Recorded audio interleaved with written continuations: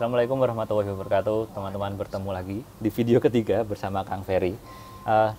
Pada video kali ini saya mau bertanya lagi tentang soal jimat ini, Kang. Iya. Gini, kemarin saya itu kan buat video bedah jenglot ya.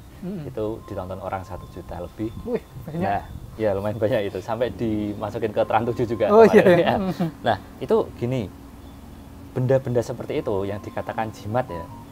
Sekarang juga banyak orang yang membuat konten, contohnya ada salah satu ustadz lah, YouTuber di YouTube ada, itu datang ke rumah orang, meruqyah yang orang kena santet, entah kena surupan, dan mencari jimat yang ada di sekitar rumahnya, dan itu kebetulan ya ketemu, kemudian dibakar, dipotong-potong, dihancurkan intinya.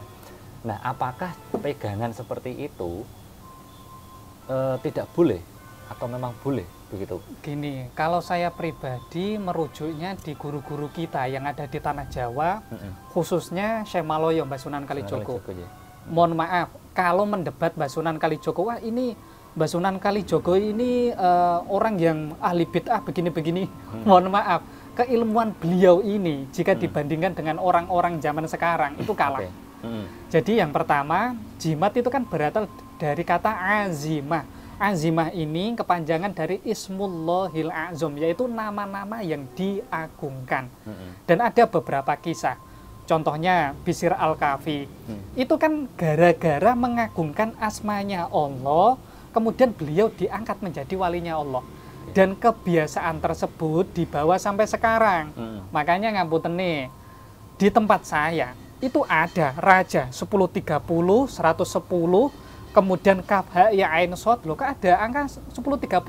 Ini saya sandarkan kepada guru mulia Habib Abdullah bin Alwi Al-Haddad. Kemudian kok ada angka 110, ini disandarkan kepada Al-Habsyi. Seperti itu, tujuannya untuk tawasulan. Paham, oke.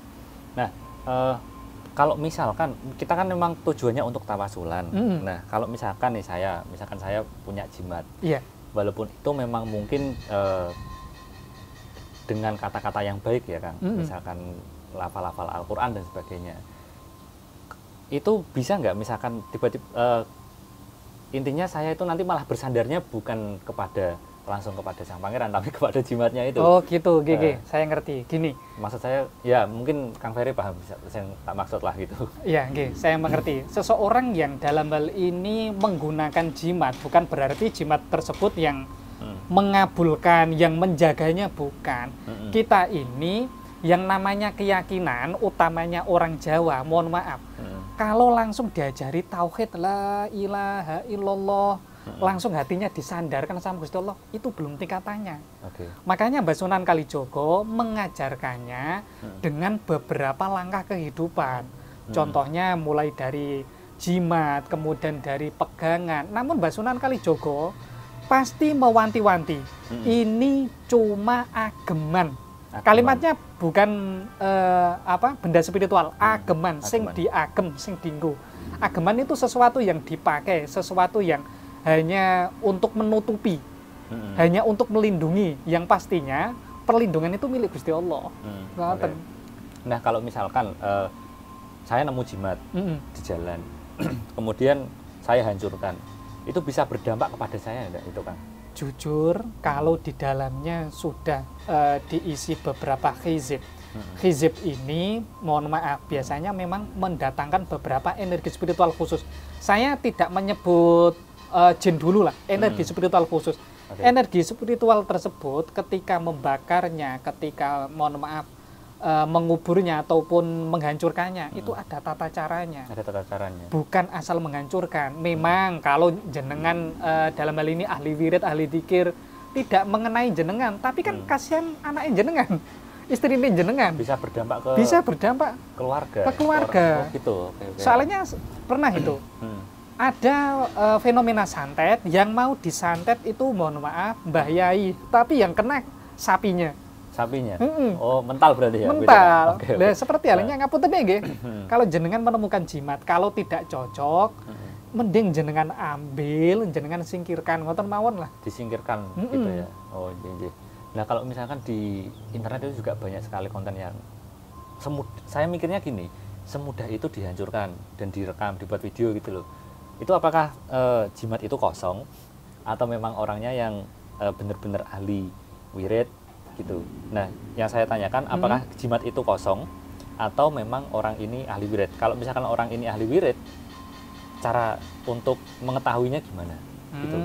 Ya, gini. Yang pertama, memang secara visual saya tidak bisa mengetahui secara jelas apakah di dalamnya ada energinya ataupun tidak.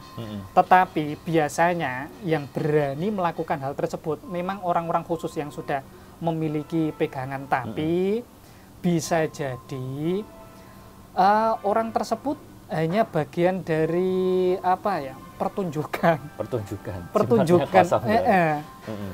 Soalnya gini, biasanya orang yang berani langsung memotong, mereka ini tidak percaya hizib, mereka ini tidak percaya isim. Soalnya pasti alasannya di zamannya Rasulullah tidak ada hizib, tidak ada ini. Padahal orang yang melakukan pemotongan itu harus memiliki hizib dulu. Harus memiliki hizib dulu, tidak asal-asalan. Kalau misalkan saya ketemu sama seseorang yang membuat video potong-potong jimat, kalau mau ngetes, yang harus saya katakan gimana? Tanya soal apa itu? Misalkan gini biasanya, ini tekniknya. Teknik tesnya. Darung dibocorkan ini. Ya nggak apa-apa. Biasanya gini, orang tersebut biasanya tidak benar-benar paham tentang keilmuan. Jenengan bilang saja, jenengan ambil batu terserah, batu di kali ataupun batu di depan rumah seperti ini, jenengan ambil, jenengan bilang, Kang, saya mendapatkan batu ini, Kang. Kejadiannya sangat aneh. Ketika saya tidur, tiba-tiba jatuh, terus ada suaranya. Jenengan ngarang aja berarti. Ngarang aja. Nanti kalau tiba-tiba langsung, panas ini. Iya, ada ininya. Oh, berarti ini mohon maaf sulap ini. Iya, paham. Cara ngetesnya gitu saja. Kalau misalkan orang itu beneran paham soal hizib dan sebagainya, isim, pastinya mereka paham. Mereka setidaknya cuma tersenyum lah, tidak menjawab. Soalnya dulu saya pernah dites secara gitu langsung sama orang. Cukup unik. Orangnya itu bilang kalau ayamnya itu hilang. Kang, pitikku hilang, Kang. Ternyata ayamnya ini disembelih sendiri. Soalnya pas saya melakukan wirid, saya kok tidak mendapatkan petunjuk apapun. Apa saya yang bodoh atau gimana? Terus saya bilang, loh ini kok ayamnya tidak hilang? Ternyata ngaku ayamnya tidak hilang. Oh iya. Nah, terus gini lagi, soal kesimpulannya dari obrolan kita tadi, kita boleh nggak pakai jimat? Jimat itu dalam kepercayaan Ahlussunnah diperbolehkan dengan catatan sebagai wasilah, sebagai sarana. Karena gini, jimat itu digunakan ketika orang tersebut tidak mampu zikir. Itu gantinya jimat. Tapi kalau ngapunten nih, orang-orang yang ahli zikir, orang-orang toreko, jenengan kasih jimat, ya lucu. Soalnya mereka ini ahli zikir, ahli toreko. Jadi dalam dirinya sudah nyatu sama Gusti Allah. Nah, mohon maaf, di luar sana orang kantoran, orang-orang sibuk, kan mereka tidak punya waktu untuk zikir. Jadinya mereka memanfaatkan asma, isim yang memiliki keagungan untuk Gusti Allah. Ngoten.